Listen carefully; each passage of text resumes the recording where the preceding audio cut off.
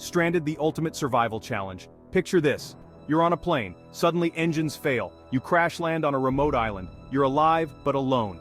This is survival at its rawest. No phones, no supermarkets, no rescue on speed dial, just you and nature, locked in a primal dance. I've faced extreme situations all over the world, but a desert island? That's a unique challenge. It's not just about staying alive, it's about staying human. You're battling the elements, yes, but you're also fighting loneliness, despair, and the unknown. Every decision could mean life or death. Every day is a test of will and wit. Humans are incredibly adaptable.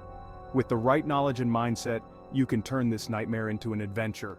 You can not only survive but thrive. So buckle up. This is Survival 101 Island Style. Quenching thirst. Finding water on a desert island. Water. It's the key to life. And on a desert island, it's your top priority. Without it, you've got 3 days. Tops. But don't panic. Nature's got your back. You just need to know where to look. First up, rainwater. It's the easiest and safest option. Set up containers to catch it. Use large leaves or bark if you don't have bottles. No rain? Look for streams or springs. They're often found in valleys or at the base of hills. But be careful. Not all fresh water is safe to drink. Boil it if you can. No fire? Let it sit in the sun. UV rays can kill some nasties. Still no luck? Time to get creative. Dig a hole in damp soil and wait. Water might seep in. It's not ideal, but it's better than nothing. Plants can be water sources too. Coconuts are a desert island cliché for a reason. They're full of liquid. Just be careful climbing for them. Some vines can be cut for water, but be sure you know which ones. Some can be poisonous. When in doubt, stick to methods you're sure about. It's not worth the risk. Remember, in survival, patience is more than a virtue, it's a lifesaver. Filling the belly, sourcing food in paradise. Food. It's not just fuel, it's comfort, it's hope. On a desert island, it's everywhere, if you know where to look. The ocean is your supermarket. Fish are protein-packed and plentiful. But how to catch them? Improvise. Use vines for lines. Bend wood for hooks. Weave leaves for nets. Patience and practice are key. Don't expect to be a master fisherman overnight, but the sea offers more than fish. Look for crabs and shellfish at low tide.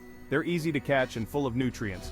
Seaweed is edible too. It's an acquired taste, but it's nutritious. Just rinse it in fresh water first to remove excess salt, and always cook seafood if you can. It reduces the risk of parasites. On land, fruit is your friend. Coconuts, bananas, mangoes. They're all common on tropical islands. But be cautious with unfamiliar plants. The universal edibility test can help. Rub a small amount on your skin. Wait for a reaction. If none, touch it to your lips. Wait again. If still okay, try a tiny bit. Wait several hours. If no ill effects, it's probably safe. Insects are another option. They're protein-rich and abundant. Remember, you're not just surviving today, you're planning for tomorrow.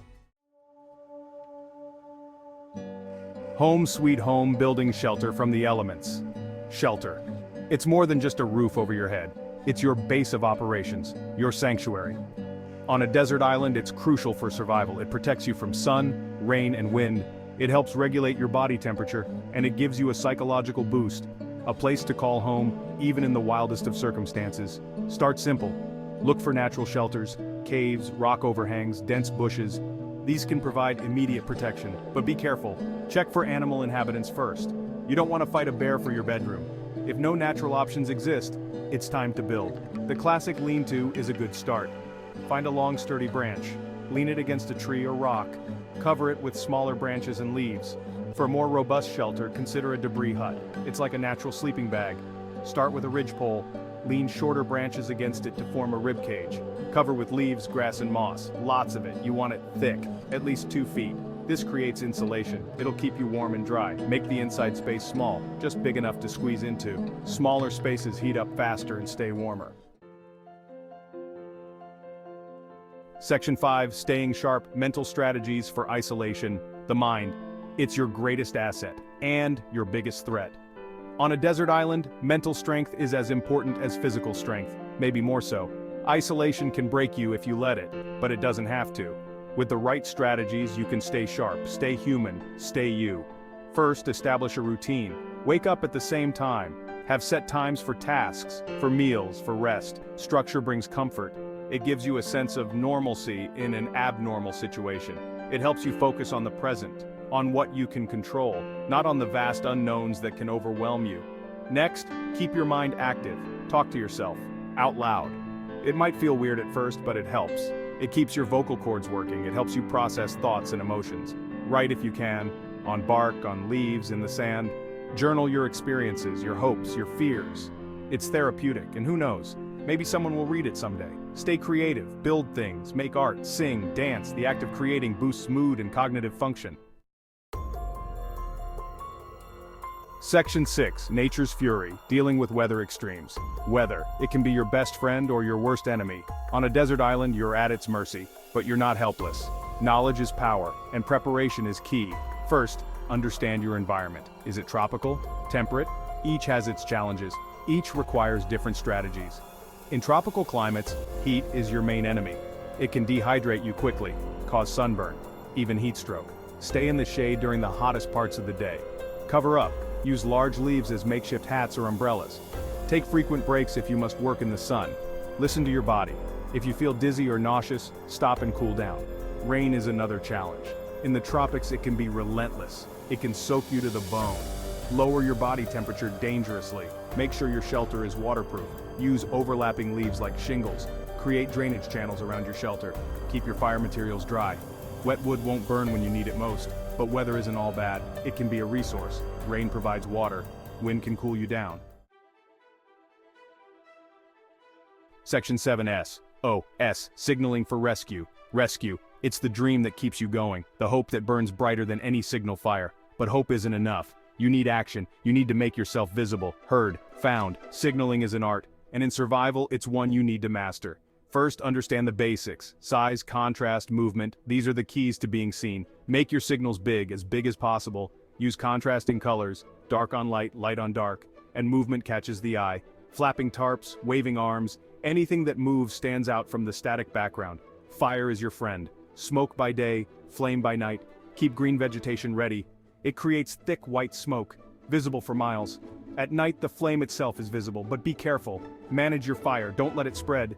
An out-of-control fire could destroy your camp, or worse, your entire island. Don't forget sound signals. 3 of anything is a universal distress signal.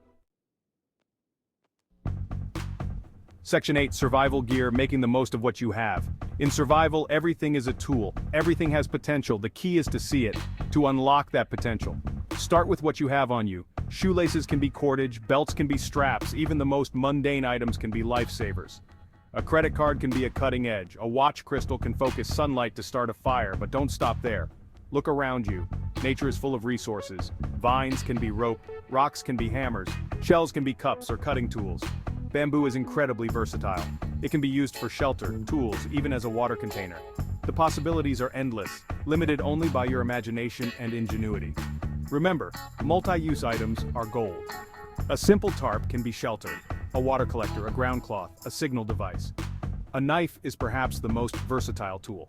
It can help you build shelter, prepare food, create other tools. Section 9. Island hazards, avoiding dangers in paradise. Paradise. It's a nice word, a comforting image, but don't be fooled. A desert island can be deadly. Dangers lurk everywhere. Some obvious, some hidden. Knowing them is the first step to avoiding them. Let's start with the obvious. The sea. It's beautiful, inviting, but it's also powerful. Rip currents can pull you out to sea. Waves can dash you against rocks. Always respect the ocean. Never turn your back on it. Then there's the wildlife. Not all animals are dangerous, but many are. Snakes, spiders, scorpions. Learn to identify the dangerous ones. Avoid them if you can. Know what to do if you encounter them. And it's not just the animals you can see. Tiny creatures can be just as deadly. Mosquitoes carry diseases. Sandflies can make life miserable. Use smoke to repel insects. Cover up when possible.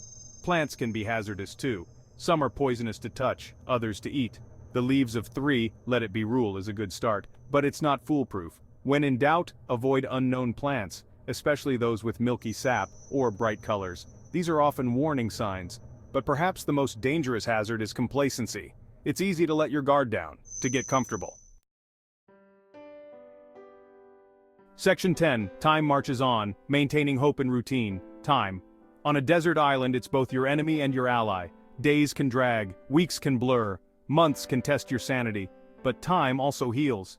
It allows you to adapt, to learn, to grow stronger. The key is to embrace it, to use it, not to be consumed by it. Routine is your anchor. We've talked about this before, but it's worth repeating. Routine gives structure to shapeless days. It gives purpose to each sunrise. Wake with the sun, tend to your needs, water, food, shelter, signals. Have set times for each task, for rest, for contemplation. Stick to your routine, even when it feels pointless, especially when it feels pointless. But routine isn't enough. You need goals, short-term and long-term. Improve your shelter, find new food sources,